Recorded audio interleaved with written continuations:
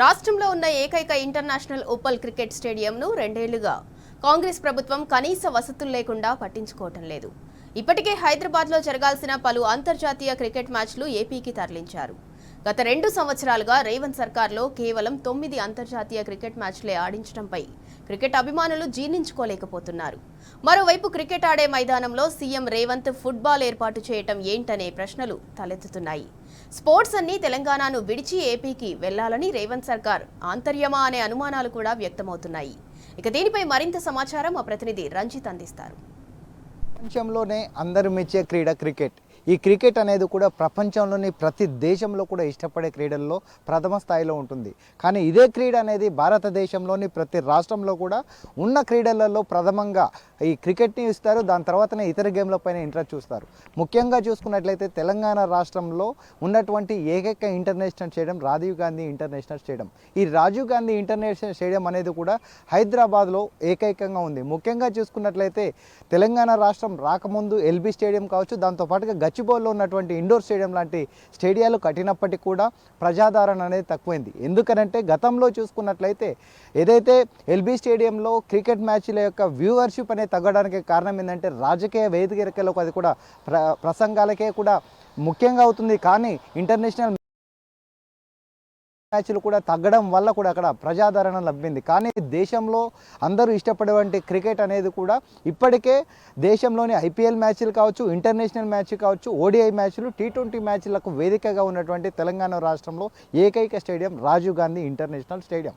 ఈ స్టేడియంని చూసుకున్నట్లయితే ప్రస్తుతం మనం రాజీవ్ గాంధీ ఇంటర్నేషనల్ స్టేడియంలో ఉన్నాం. ఈ యొక్క స్టేడియం చూస్తే దాదాపు ప్రతి ఐపీఎల్లో కావచ్చు, ఇంటర్నేషనల్ మ్యాచ్లు ఉన్నప్పటికీ ఒక టెండూల్కర్ లాంటి వాళ్ళు, ఒక ధోని లాంటి వాళ్ళు, ఒక రాహుల్ ద్రావిడ్ లాంటి వాళ్ళు, రోహిత్ శర్మ లాంటి వాళ్ళు వచ్చి ఇక్కడ క్రికెట్ స్టేడియంలో వచ్చినట్లయితే మైదానంలో బయట ఎంత జనం ఉంటారో లోపల కూడా అంత జనం ఉండే పరిస్థితులు ఉంటున్నాయి. ఇలాంటి అందమైన స్టేడియం అనేది తెలంగాణ రాష్ట్రంలో ఉంది. దీనికి కావాల్సిన అన్ని ఏర్పాట్లను చేశాడు ఆనాటి ముఖ్యమంత్రి కేసీఆర్ ముఖ్యమంత్రి అయిన తర్వాత దీనికి కావాల్సిన మార్గాలను అంటే ఇతర దేశాల నుంచి హైదరాబాద్కు రావాల్సినకి టెక్నాలజికల్గా రాజీవ్ గాంధీ ఇంటర్నేషనల్ స్టేడియాన్ని దాదాపు అన్ని దేశాల నుంచి వచ్చే విధంగా కూడా ఏర్పాట్లను చేయడంతో పాటుగా వాళ్ళకు లింకప్గా ఎక్కడ చూసినా కావాల్సిన ఫ్లైట్లతో పాటుగా వాళ్ళకి సంబంధించిన సదుపాయాలు కావచ్చు, ఇంటర్నేషనల్ హోటళ్లను కూడా ఏర్పాటు చేశాడు. ముఖ్యంగా చూసుకున్నట్లయితే హైదరాబాద్ వాసులు కావచ్చు, ఈ దేశంలో ఉన్నటువంటి అన్ని రాష్ట్రాల వారు కూడా హైదరాబాద్ వచ్చిన తర్వాత వాళ్ళందరికీ కూడా లింకప్గా మెట్రో ట్రైన్ ఏర్పాటు చేసేసి దాదాపు కూతవీటు దూరంలో మెట్రో స్టేషన్లను పెట్టి మెట్రో స్టేషన్ నుంచి కూడా వీక్షించడానికి కూడా రాజీవ్ గాంధీ ఉప్పల్ స్టేడియంకి వచ్చే పరిస్థితులు కనపడుతున్నాయి. అలాంటి స్టేడియంని కూడా కేవలం అడ్డదారిలో ప్రయత్నాలు చేస్తున్నాడు ఈనాటి మంత్రి. ఎందుకనంటే ఉప్పల్ స్టేడియంలో క్రికెట్ స్టేడియాలకు ఒక పిచ్చి ఉండి ఆ పిచ్చి ఏ విధంగా ఉంటుంది, బ్యాటింగ్ అనుకూలిస్తుందా, బౌలింగ్ అనుకూలిస్తుందా అనేది మనం చూసుకున్నట్లయితే ఈ క్రికెట్కు సంబంధించినటువంటి ఈ పిచ్ పైన వచ్చేసి బౌలింగ్ యొక్క స్టేటస్ ఏ విధంగా ఉంటుంది, క్రికెట్ ఆడినప్పుడు కూడా దీనికి అంటే బౌలింగ్ పిచ్ ఉంటుందా, బ్యాటింగ్ పిచ్ ఉంటుందా అనేది కూడా ప్రతిదీ చేసుకొని దానికి సంబంధించిన వేదికలు తయారు చేస్తారు. అలాంటి దాంట్లో గ్రౌండ్కి సంబంధించిన పిచ్ ఉన్నట్లయితే ఆ పిచ్ని మొత్తం తయారు చేసేసి దానికి సంబంధించినటువంటి ప్రతిదీ చేస్తారు. కానీ ఇప్పుడు ప్రస్తుతానికి రేవంత్ రెడ్డి ఇక్కడ ఫుట్బాల్ ఆడడానికి ఈ రాజీవ్ గాంధీ ఇంటర్నేషనల్ స్టేడియంను వాడుతున్నాడు. ఈ విధంగా వచ్చేసి ఇంత పెద్ద గ్రౌండు దాదాపు ఈ గ్రాస్తో తయారు చేసినటువంటి ఈ యొక్క క్రికెట్ గ్రౌండ్ని దీని మొత్తము అంటే ఫుట్బాల్ ఆడటానికి సంబంధించినటువంటి బాస్కెట్ కావచ్చు, దానికి సంబంధించినటువంటి మ్యాట్లు కావచ్చు, ఇవన్నీ చేయడానికి దీన్ని మొత్తం ఇలాంటి దానికి రంధ్రాలు పెట్టేసి దీనికి అందరికీ హోల్స్ పెట్టేసి మొత్తం ఈ స్టేడియాన్ని ఖరాబు చేసి ఫుట్బాల్ వేదికగా చేస్తున్నారంటే రాబోయే రోజులలో ఇది ఒక ఫుట్బాల్ వేదికగా జరుగుతుందా లేకపోతే ఇంటర్నేషనల్ క్రికెట్ స్టేడియంగా ఉంటుందా అనేది కూడా అర్థం కాని పరిస్థితి. అజారుద్దీన్ దీనికి క్రికెట్ ఆడే హెచ్సిఏకి సంబంధించినటువంటి అధ్యక్షుడిగా బాధ్యతలు చేపట్టిన తర్వాత నుంచి కూడా దీనికి రాజకీయాలు ఎక్కువ కావడం వల్ల ఇక్కడ ఆల్రెడీ ఇంటర్నేషనల్ మ్యాచ్లు కావచ్చు, వన్డే ఇంటర్నేషనల్ మ్యాచ్లు కావచ్చు, దాంతోపాటుగా టీ20 మ్యాచ్లు కూడా ఎక్కువగా తగ్గిపోవడంతో పాటుగా దాదాపు దీంతో చూసుకున్నట్లయితే వైజాగ్లో ఉన్నటువంటి స్టేడియం అనేది కూడా ఇప్పటికే ట్రాన్స్ఫర్ అయిపోతున్నాయి. అంటే రాబోయే రోజులలో దాదాపు దేశంలోనే ఒక ప్రామాణికం ఉన్నటువంటి తెలంగాణ రాష్ట్రంలోని ఉప్పల్ స్టేడియం అనేది రేపు ఏం జరుగుతుందనేది కూడా చర్చాంశంగా అవుతుంది. ఎందుకంటే కేవలం ఆడుకోవడానికి ఫుట్బాల్ ఫుట్బాల్ ఆడుకోవడానికి ముఖ్యమంత్రి రేవంత్ రెడ్డి ఒక ఇంటర్నేషనల్ స్టేడియాన్ని వాడుతున్నాడంటే దీనికి సంబంధించిన ఆ యొక్క ఏర్పాట్లు చేస్తే దీని యొక్క ప్రామాణికం తగ్గుతుందా పెరుగుతుందా అనేది కూడా క్రికెట్ ప్రేమికులకు ప్రశ్నార్థకంగా అవుతుంది.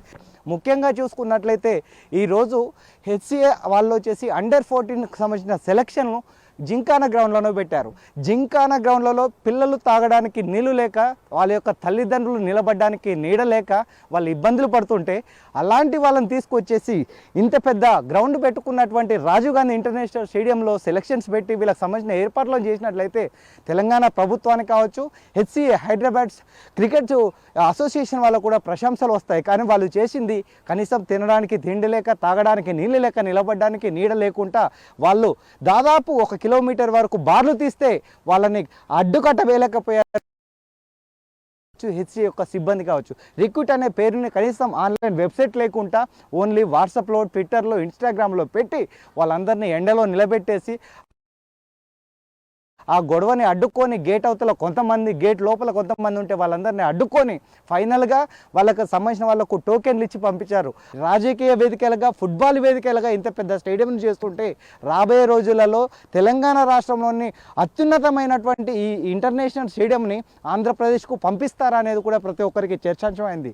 ముఖ్యంగా చూసుకున్నట్లయితే గత 10 సంవత్సరాల్లో దాదాపు 109 మ్యాచ్లు ఆడిపించేసి దాంట్లో నేషనల్ మ్యాచ్లు, ఇంటర్నేషనల్ మ్యాచ్లతో పాటుగా ఐపీఎల్ మ్యాచ్లు కూడా ఆడిపించారు ఆనాటి ముఖ్యమంత్రి కేసీఆర్. కానీ గత 2 సంవత్సరాల్లో కేవలం 9 మ్యాచ్లు మాత్రమే ఇక్కడ ప్రవేశపెట్టారు. అంటే దీనికి సంబంధించిన మెయింటెనెన్స్ కావచ్చు, దీనికి సంబంధించిన రాబడి కావచ్చు, దాంతోపాటుగా ప్రభుత్వ ఆదాయాన్ని కూడా గండి కొట్టే విధంగా కూడా రేవంత్ రెడ్డి చేస్తున్నాడు.